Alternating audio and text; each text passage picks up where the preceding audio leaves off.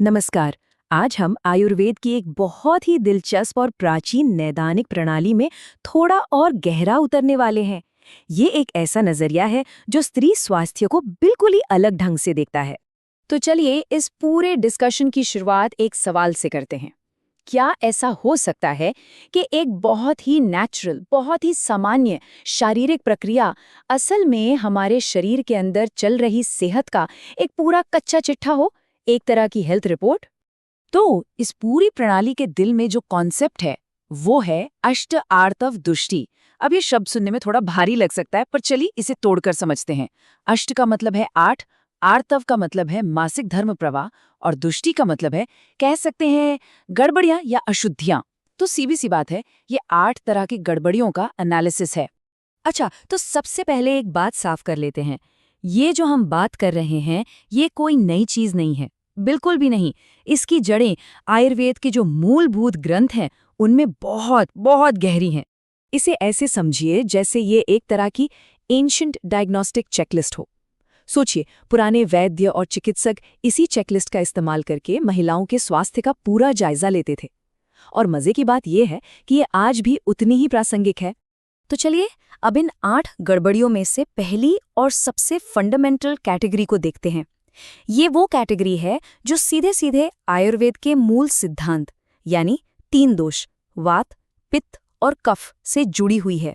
तो जो पहले 3 इंडिकेटर्स हैं वो सीधे सीधे हमारे शरीर की 3 मुख्य ऊर्जाओं, वात, पित्त और कफ के असंतुलन से ताल्लुक रखते हैं। इनमें से हर एक शरीर में एक अलग ही तरह की समस्या की तरफ इशारा कर रहा है। ठीक है, तो ये तो हुए दोषों से जुड़े इंडिकेटर्स।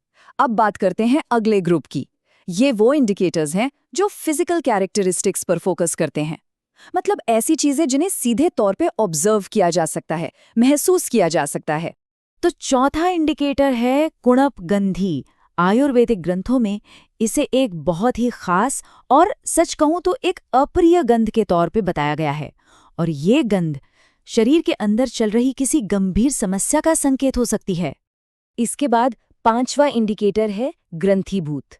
इसका लेना देना फ्लो की कंसिस्टेंसी से है, मतलब वो कितना गाढ़ा है, उसकी बनावट कैसी है।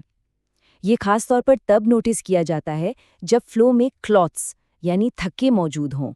अब आता है छठा इंडिकेटर, पोतीपोया। ये थोड़ा इंटरेस्टिंग है क्योंकि ये सिर्फ स्मेल की बात नहीं करता, बल्कि अपीयरेंस की भी बात करता है। मतलब एक खराब गंध के साथ साथ पस लाइक अपीयरेंस यानी मवाद जैसी दिखावट। चलिए अब इस एंशिएंट चेकलिस्ट के आखिरी 2 इंडिकेटर्स पर आते हैं और इसके साथ ही हमारा ये 8 का सेट पूरा हो जाएगा। 7वां इंडिकेटर है क्षीण। अब नाम से ही थोड़ा अंदाजा लग रहा है ना, क्षीण मतलब कम होना। तो इसका ताल्लुक फ्लो की क्वांटिटी यानी मात्रा से है। ये तब देखा जाता है जब फ्लो बहुत ही कम हो या ना के बराबर हो। और आखिर में 8वां इंडिकेटर मूत्र पुरीश रेतस। ये एक बहुत ही स्पेसिफिक पैथोलॉजी है। ग्रंथों के मुताबिक इस हालत में फ्लो में यूरिन या फीसीज जैसे कैरेक्टरिस्टिक्स, मतलब वैसे गुण या वैसी गंध आ जाती है। तो ये हो गए वो 8 इंडिकेटर्स। पर अब असली सवाल पर आते हैं, इन सब का मतलब क्या है? ये सब मिलकर क्या कहानी बताते हैं? देखिए, इस पूरे फ्रेमवर्क की जो असली पावर है ना, वो अलग थलग पड़े लक्षणों को देखने में नहीं है। नहीं, असली ताकत है इन सभी इंडिकेटर्स के बीच के पैटर्न को पहचानने में, ये समझने में कि ये सब एक दूसरे से कैसे जुड़े हैं। और यही बात इस कोट में कितनी खूबसूरती से समझाई गई है कि इन्हें सिर्फ अलग अलग लक्षणों की तरह मत देखिए। ये श्लोक तो असल में स्त्री रोगों के क्लिनिकल एनालिसिस की जड़ें हैं, उसकी बुनियाद हैं। तो आखिर में अष्ट आर्तव दुष्टि का मकसद क्या है? इसका अल्टीमेट गोल बस यही है कि इन बाहरी दिखने वाले साइंस को देखकर शरीर के अंदर का पूरा इंटरनल हेल्थ एनवायरनमेंट कैसा है, उसका आकलन किया जा सके। और इसी एक बड़े सवाल के साथ हम आज की ये पड़ताल खत्म करते हैं। ऑब्जर्वेशन का ये जो इतना पुराना, इतना सिस्टमैटिक फ्रेमवर्क है, ये आज लोगों को अपनी हेल्थ को मॉनिटर करने के बारे में क्या सिखा सकता है? ये वाकई में सोचने वाली बात है ना?